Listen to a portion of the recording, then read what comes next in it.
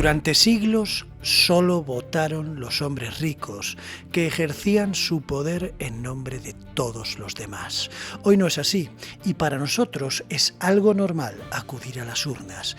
Pero el sufragio universal no se logró por voluntad del sistema, sino por una fuerte presión social, huelgas, revueltas y sangre. Fue una conquista que tardó en llegar, pero que cuando lo hizo logró que todo cambiase, porque a partir de ese momento ya no bastaba con haber nacido en una buena familia o tener tierras y dinero. A partir de ese momento había que convencer a la gente para lograr su voto.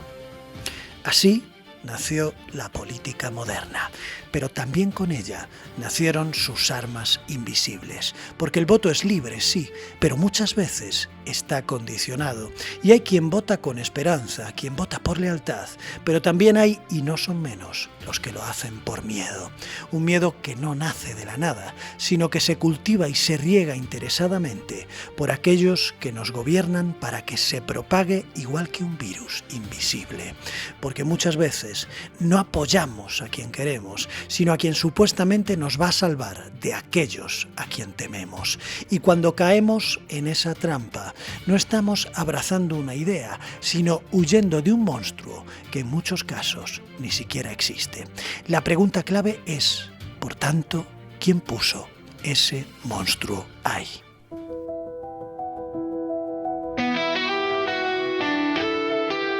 Hoy sabemos que hay distancias infranqueables, que la noche no tiene límites, que el universo se está expandiendo en la nada absoluta, en el rincón impredecible, en el error inconfesable, en la estadística confusa. Y todos nosotros disfrutamos de una vida cuya voz desconocemos, pues sabemos. Bienvenidos a Soles Lejanos 2.0. Les habla David Minayo desde el lado terrorífico de las ondas. En este episodio vamos a intentar comprender cómo se utiliza el miedo para obtener el poder, cómo se inocula, se dosifica y se dirige por intereses puramente egoístas para ocupar gobiernos y mantenernos dóciles. Porque el miedo es una de las herramientas políticas más poderosas y una emoción primaria que en muchas situaciones puede llegar a salvarnos, pero que en la vida cotidiana puede atraparnos en una profunda oscuridad de la que resulta muy complicado lograr salir. El miedo es completamente necesario. Es una emoción primaria, una de las más antiguas y eficaces. No hace falta aprenderla. Nacemos con ella. Está grabada en lo más profundo del cerebro porque, durante millones de años, supuso la diferencia entre vivir o morir. En la prehistoria, cuando un humano oía un ruido extraño entre los arbustos, no tenía tiempo para analizar qué era. Debía reaccionar con rapidez, porque si ignoraba una amenaza podía llegar a morir. Por eso el miedo se desarrolló como un sistema de alerta inmediata que no necesita pensar. Actúa primero y razona después. El miedo está regulado por una pequeña estructura llamada amígdala, que se encuentra en la zona profunda del encéfalo conocida como el sistema límbico, que es el encargado de gestionar las emociones más básicas. Cuando la amígdala detecta peligro o algo que se le parezca, activa una serie de respuestas automáticas que consisten en acelerar el corazón, tensar los músculos, dilatar las pupilas y suprimir funciones que no son urgentes, como la digestión o el pensamiento complejo. Todo esto supone en esencia una alarma biológica casi perfecta, pero ¿cuál es el problema? El problema es que este sistema, que fue útil en un entorno natural lleno de depredadores, sigue funcionando exactamente igual hoy en día que hace miles de años, cuando vivíamos en un entorno completamente distinto. Hoy no tenemos que huir de leones, pero seguimos reaccionando con el mismo miedo ante discursos, ideas o personas que percibimos como amenazas. Y el punto clave reside en que el cerebro no entiende la diferencia entre una amenaza real y una simbólica. La amígdala se activa igual si un coche viene hacia nosotros y va a atropellarnos que si alguien en televisión nos cuenta que nuestra forma de vida está en peligro. Y esta confusión natural que nace de nuestra propia biología es la que puede ser aprovechada para manipularnos, porque quien controla los estímulos que activan nuestro miedo controla también nuestras decisiones. Y el miedo sostenido, aunque no sea real, nos inclina a obedecer, callar e incluso a votar en una dirección determinada, sin haberlo siquiera razonado. La amígdala no evalúa probabilidades, solo reacciona. Cada vez que aparece un pensamiento que nos aterra, sea real o no, el cuerpo responde como si estuviera en riesgo. Y ese miedo que sentimos, aunque no estemos ante un peligro real, no es una mentira, sino una reacción mal calibrada. Una alarma contra incendios que suena cada vez que hacemos tostadas. Pero el mayor problema de esto es que, cuanto más tiempo se mantiene activa esa alarma, más se refuerza el circuito, porque el miedo se retroalimenta. Pensamos en algo, nos asustamos, y ese miedo nos empuja a seguir pensando en ello. El miedo se alimenta a sí mismo en un bucle frenético que no tiene principio ni final. Cuando algo nos asusta, el cuerpo reacciona con tensión muscular, sudoración y palpitaciones. Sensaciones físicas que, aunque no esté pasando nada, refuerzan la idea de que sí está ocurriendo algo grave, que debe evitarse a toda costa. El pensamiento activa el miedo activa el cuerpo, y el cuerpo, al reaccionar, confirma el pensamiento. Ese es el ciclo. Un mecanismo que, por otra parte, está en la base de muchos trastornos psicológicos. En la hipocondría, por ejemplo, el miedo extremo a una enfermedad puede generar síntomas reales como dolor, presión en el pecho o fatiga intensa, síntomas que suponen una respuesta del cuerpo a ese miedo, pero que logran convencer a la persona de que algo grave está pasando. Es lo que retrató Molière en su célebre comedia El enfermo imaginario, donde el protagonista, Argan, vive obsesionado con su salud y rodeado de médicos que se aprovechan de su angustia. Aunque no padece ninguna enfermedad grave, Argan interpreta cada sensación como un signo de muerte inminente y acaba encerrado en un bucle de tratamientos, diagnósticos y temor constante. Molière escribió su obra en tono de burla, pero aún así logró retratar con lucidez el poder del miedo sobre el cuerpo y la mente. Un miedo que no solo puede llegar a inmovilizarnos, sino crear una realidad paralela tan convincente que resulta indistinguible de la enfermedad real. Es, en definitiva, lo que podríamos llamar la pescadilla que se muerde la cola. Otro ejemplo de este circuito disfuncional es el trastorno obsesivo-compulsivo, en el que la mente genera pensamientos intrusivos, ideas repetitivas, molestas y a menudo irracionales, que aparecen sin control y provocan ansiedad. Pueden ser dudas, imágenes o impulsos no deseados. ¿Y si contagio a alguien? ¿Y si he hecho algo horrible y no lo recuerdo? ¿Y si ocurre una desgracia si no hago esto? Ante ese horrible malestar, el cerebro busca una vía de escape.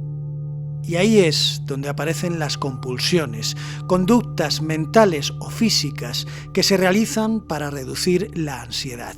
Pueden ser visibles, como lavarse las manos una y otra vez, comprobar si una puerta está cerrada u ordenar objetos, o invisibles, como contar mentalmente, rezar fórmulas, repasar recuerdos o intentar neutralizar un pensamiento con otro.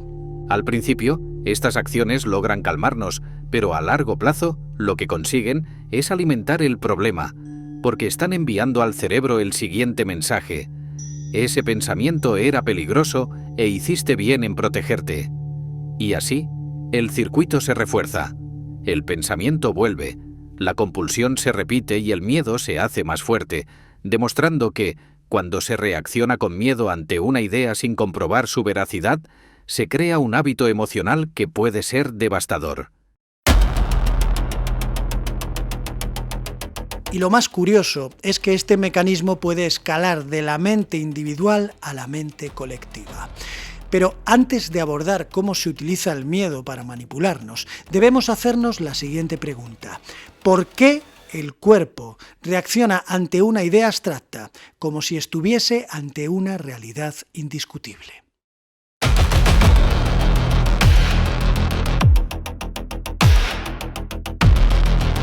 La respuesta está en cómo funciona el cerebro. Para él, imaginar algo y experimentarlo activa muchas veces los mismos circuitos. Cuando pensamos en una situación amenazante, aunque no esté ocurriendo, el sistema nervioso responde como si fuera real.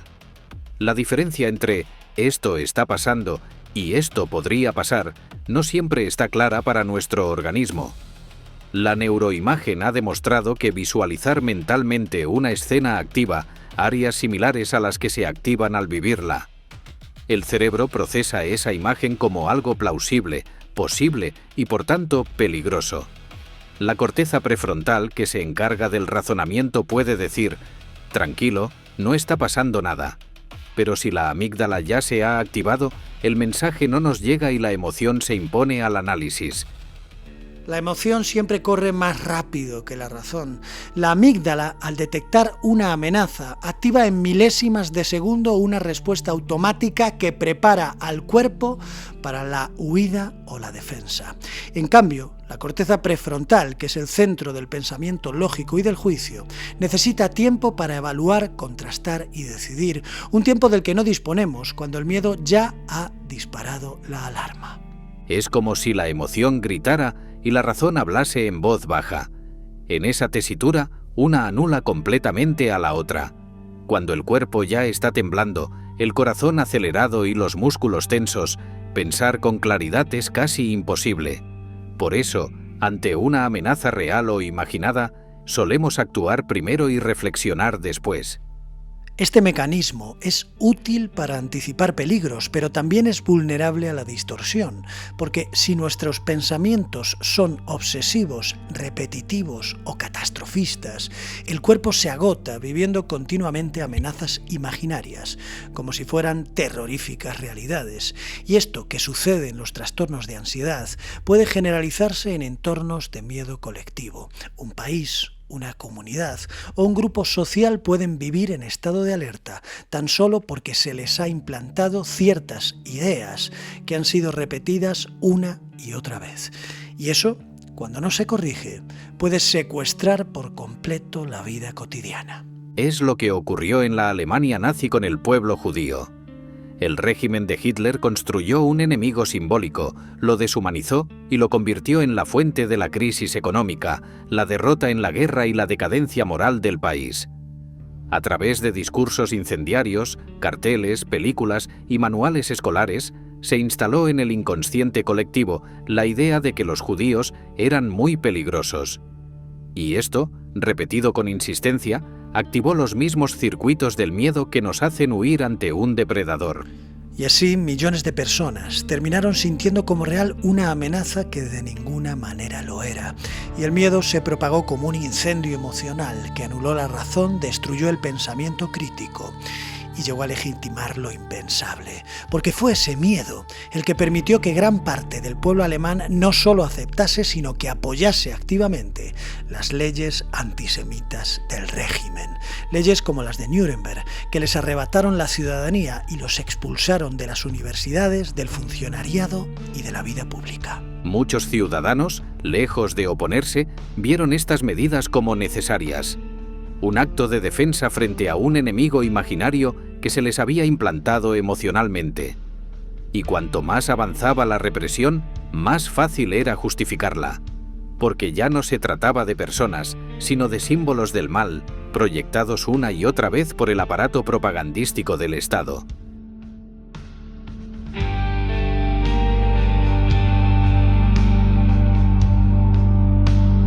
El miedo, instalado, repetido y amplificado, se convirtió en la coartada perfecta para la exclusión, la persecución y más tarde el exterminio.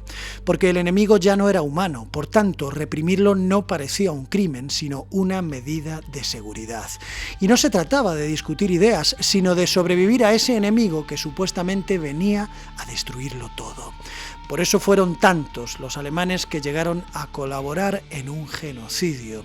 Porque cuando una sociedad entera actúa bajo esa lógica, ya no es necesario justificar nada, solo hay que señalar al culpable y el miedo se ocupa del resto. Pero, ¿cómo es posible que una idea repetida llegue a modificar nuestra percepción de la realidad hasta ese punto?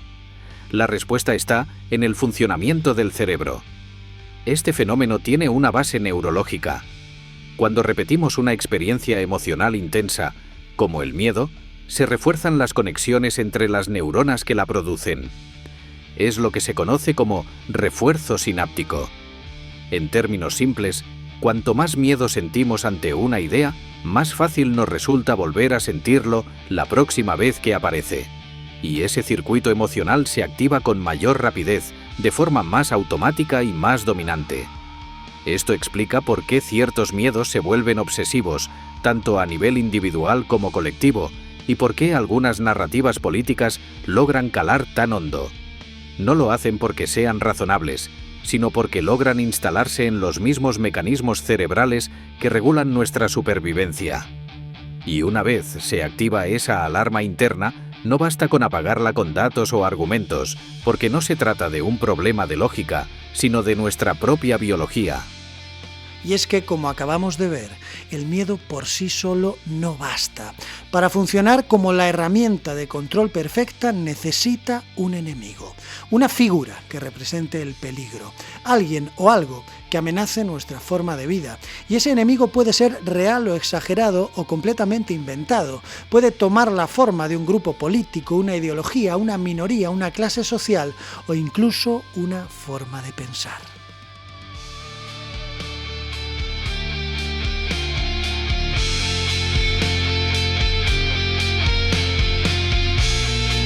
Los judíos fueron convertidos en ese enemigo simbólico.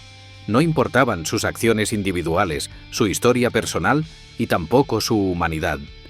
Bastaba con pertenecer al grupo señalado para convertirse en una amenaza. Porque lo esencial no es lo que ese enemigo hace, sino lo que ese enemigo representa. Y cuanto más se repite su imagen en discursos, titulares y mensajes, más se graba en la mente colectiva.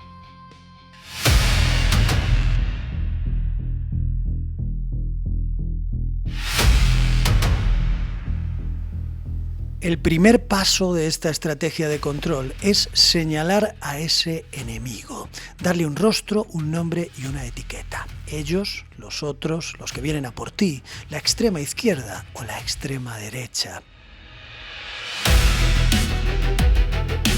Después, ese enemigo debe instalarse en el discurso público a través de declaraciones, titulares, tertulias, eslóganes y mensajes en redes sociales para que su presencia se repita constantemente, sin importar si existen o no argumentos sólidos, porque lo importante es crear una continua sensación de amenaza. Y por último, se deben exagerar las consecuencias. Que no se trate de una diferencia de opinión, sino de una amenaza existencial. No es que ese enemigo piense distinto, es que quiere destruir todo lo que amamos y todo lo que somos. Nuestra familia, nuestra libertad, nuestra seguridad y nuestros derechos. En definitiva, nuestro modo de vida.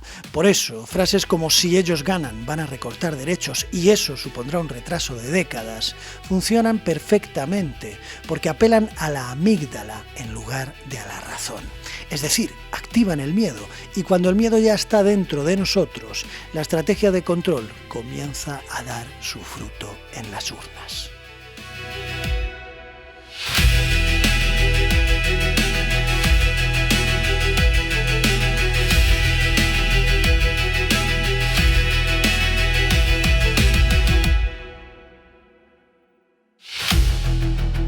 En psicología y retórica se conoce como apelación al miedo a una estrategia persuasiva que busca condicionar decisiones mediante una amenaza emocional. En lugar de argumentar con razones, se siembra una idea. Si no haces esto, ocurrirá algo terrible. Los políticos saben que esta estrategia funciona y por eso la utilizan, repitiendo siempre el mismo patrón. Construyen un enemigo, exageran su amenaza y ofrecen una única salida: ellos mismos. Robespierre usó el miedo al traidor interno para justificar la guillotina. Mussolini pintó a los comunistas como bestias. Franco hablaba de la anti-España y Bush lo llamaba el eje del mal. Hoy, sin embargo, se habla de la extrema izquierda y la extrema derecha. Ha cambiado el nombre, pero la estrategia es la misma. Porque el adjetivo extremo hace todo el trabajo. Coloca al otro fuera del marco, fuera de la razón y fuera de lo aceptable. Y ahí cualquier crítica se desactiva, porque ya no se discuten ideas ni se escucha al otro, porque se ha convertido al otro en una amenaza abstracta que ni siquiera merece diálogo, tan solo el rechazo. Por eso, en aquellas personas en quienes mejor ha calado esta estrategia, se niegan incluso a hablar con ese supuesto enemigo al que han deshumanizado por completo.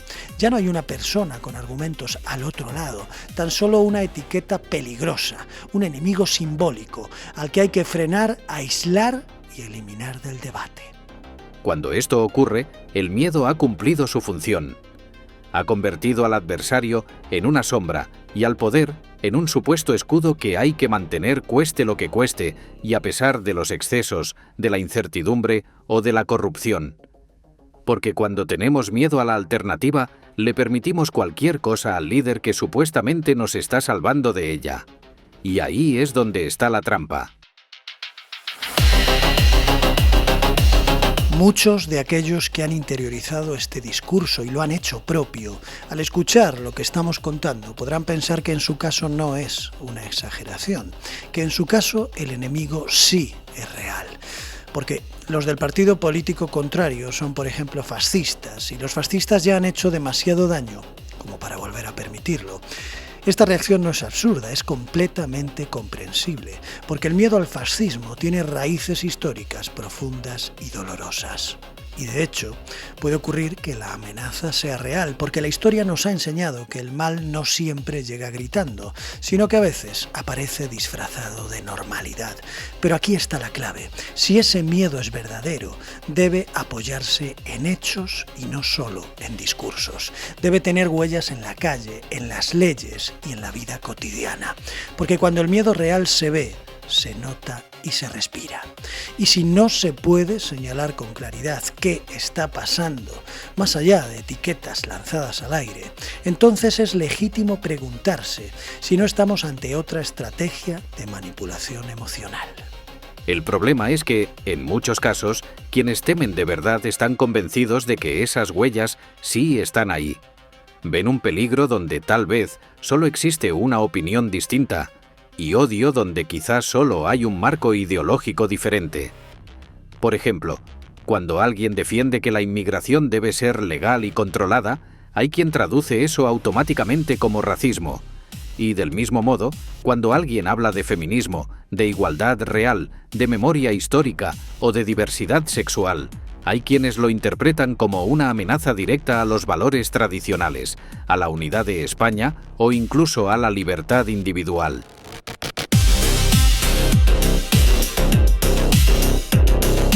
Y aquí es donde el miedo deja de protegernos y empieza a confundirnos. Porque una sociedad democrática debe poder acoger el desacuerdo sin convertirlo en una amenaza. Debe saber distinguir entre una postura conservadora y una ideología totalitaria, entre una propuesta discutible y un ataque a los derechos fundamentales. Cuando todo lo que no encaja en nuestro marco mental se convierte automáticamente en ultra y en enemigo, dejamos de ver al otro como ciudadano y empezamos a verlo como una amenaza que se debe eliminar.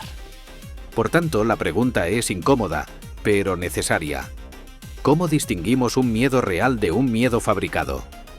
Una manera sencilla es entendiendo que el miedo real nace de lo que vemos y el miedo inducido nace de lo que nos dicen que vamos a ver.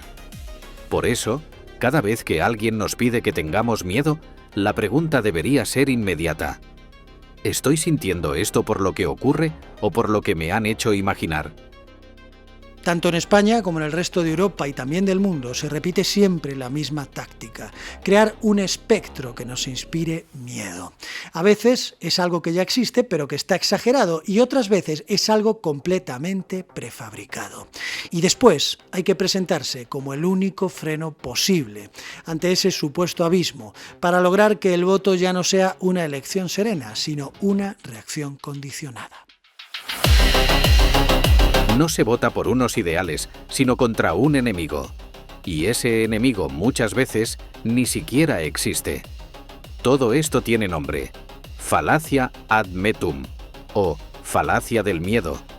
Una mentira que no convence, sino que condiciona, alimentándose del sesgo de negatividad, un fenómeno por el cual el cerebro humano presta más atención a lo negativo que a lo positivo.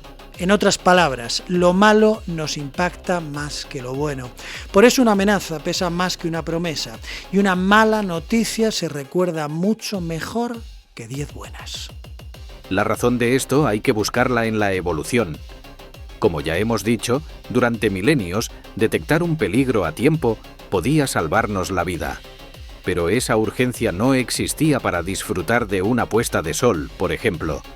Por eso hoy, aunque vivamos en sociedades más seguras, seguimos reaccionando con más fuerza ante el miedo que ante la esperanza, porque nuestra vida dependía de ello, y quienes manejan los hilos, quienes se ocupan del lenguaje político, los medios o la publicidad, lo saben perfectamente.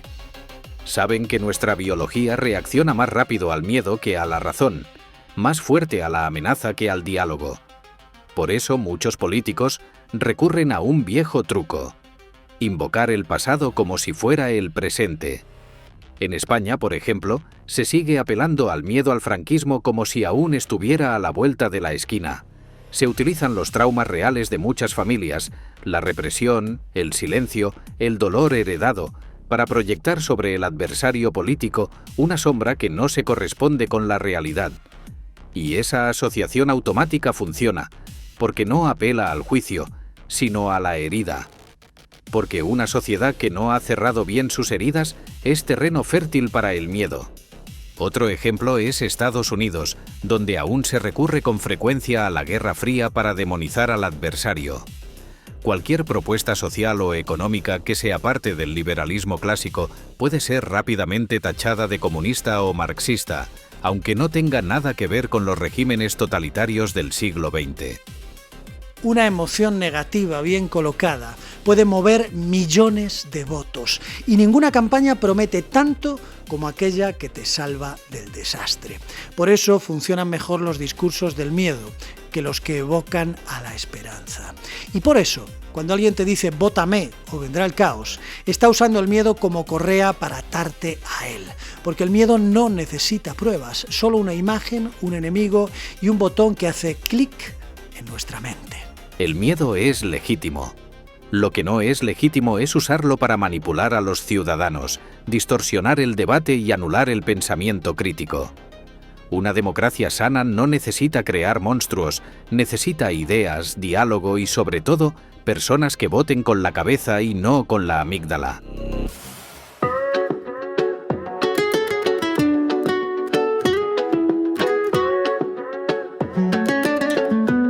Podrás decirme mil cosas al oído, que el domingo se acaba y el lunes es frío. Cuando votamos, cuando decidimos, cuando opinamos, debemos preguntarnos si lo estamos haciendo por convicción o porque alguien nos hizo temer a la idea contraria. Porque es muy posible que no estemos votando al que consideramos mejor, sino al que ha conseguido asustarnos con más fuerza. Nunca olviden que miles de soles lejanos no disipan la noche. Les espero en el próximo programa. Hasta pronto. Flotando en el camino. Pero qué más da que no me quieras querer, si tu piel me llama una y otra vez. Qué más da que no me quieras querer, si estamos condenados a rozarnos piel con piel. Podrás decirme que el verano se va, después del fuego siempre viene el mal, que todo error se paga en esta escena, que no hay pasión que quede sin condena. Podrás decirme que ya no aguantas más, que la tormenta nos quiere arrastrar,